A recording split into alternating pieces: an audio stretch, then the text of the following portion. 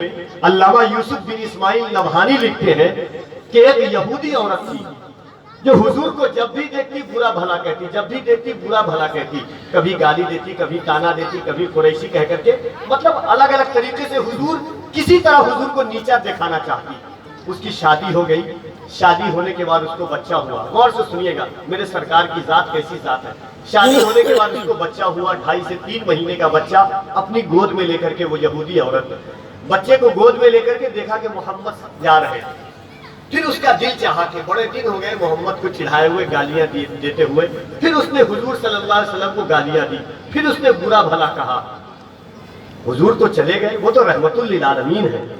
حضور چلے گئے، 2.5 سے 3 مہینے کا بچہ اپنے ہاتھ کو اٹھاتا اپنی ماں کے کان کو پکڑتا ہے کہ یہ سبحان اللہ، 3 مہینے کا بچہ ماں کے کان کو پکڑتا ہے اور کہتا ہے ماں تو کس کی شان میں گستاخی کر رہی ہے، تو کس کو گالی دے رہی ہے، جس کے صدقے میں اللہ نے ساری کائنات کو بنایا ہے؟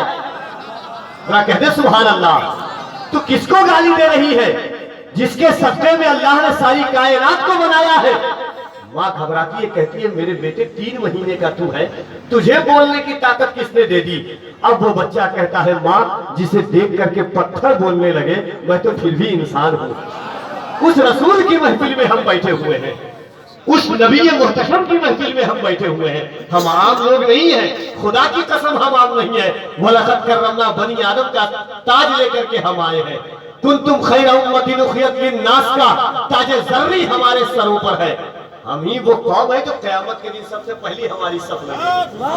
ہم فخر کرتے ہیں کہ الحمدللہ مانگنے سے جنہیں حضور کی امت میں پیدا ہونے کے لیے نبیوں نے دعا مانگی، مگر اللہ نے ہمیں بغیر دعا مانگے ہوئے اس رسول کی امت میں پیدا کر دیا۔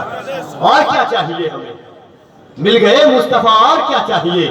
پیکرے دلربا بن کے آیا، روح عرش و سما بن کے آیا، ارے سب رسول خدا بن کے آئے، وہ حبیب خدا بن کے آیا۔ پیکرے دلربا بن کے آیا، روح عرش و سما بن کے آیا، سب رسول خدا بن کے آئے، وہ حبیب خدا بن کے آیا۔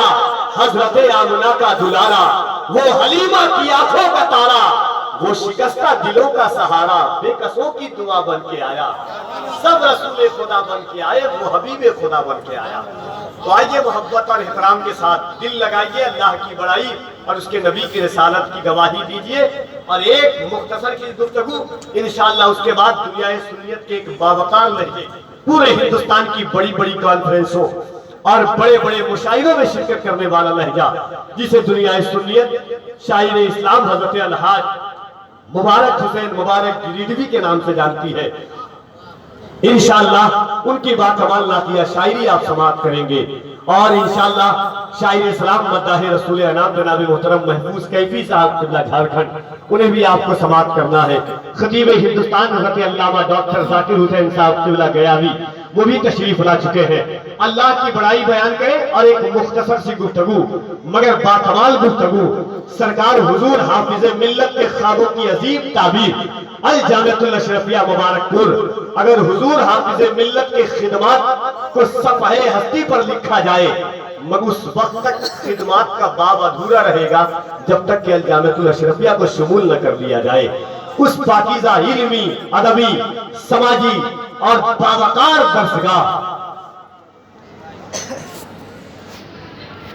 سے تشریف لا ہوئے مہمان خطیب کو آپ کو سماعت کرنا ہے، مگر آئیے ایک مرتبہ دونوں ہاتھوں کو اٹھائے محبت کے ساتھ۔